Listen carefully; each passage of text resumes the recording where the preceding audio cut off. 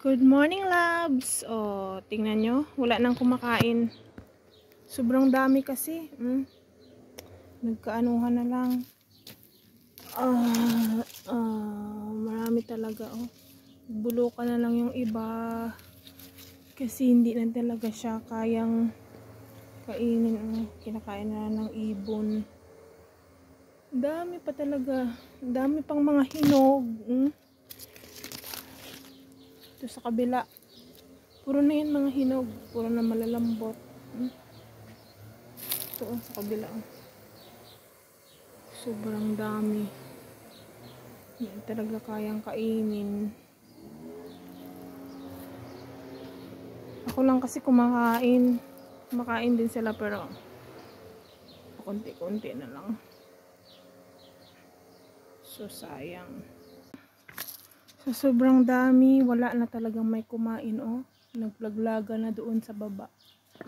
Ang dami-dami. Oh. Yan. Puro na hinog. Wala na may kakain ng mga kahapon kasi hindi ako bumaba dito dahil na umalis kami. Napakadami. Oh. Lalaki pa naman. Puro na talaga hinog lahat. Oh. Yun. Oh, doon banda. Sus. Puro talaga na yan mga hinog. Oh. Huwag tatago lang. Ang dami talagang hinog. Ang lalaki. Mga hinog na.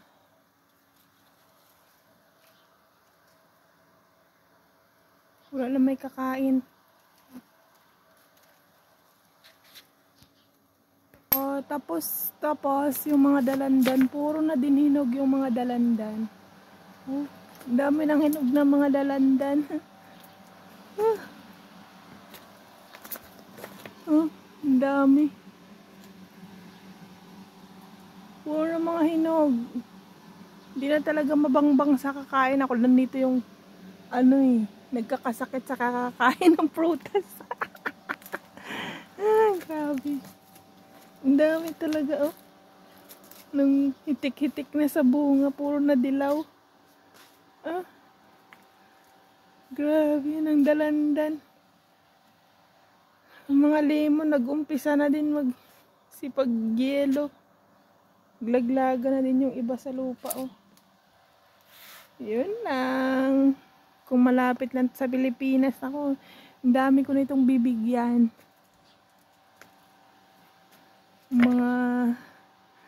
Mga neighbors at saka mga relatives ko. Naku, gustong gusto ito. Yun lang. Maraming salamat sa blessing, Lord, na umuopaw siksik liglig.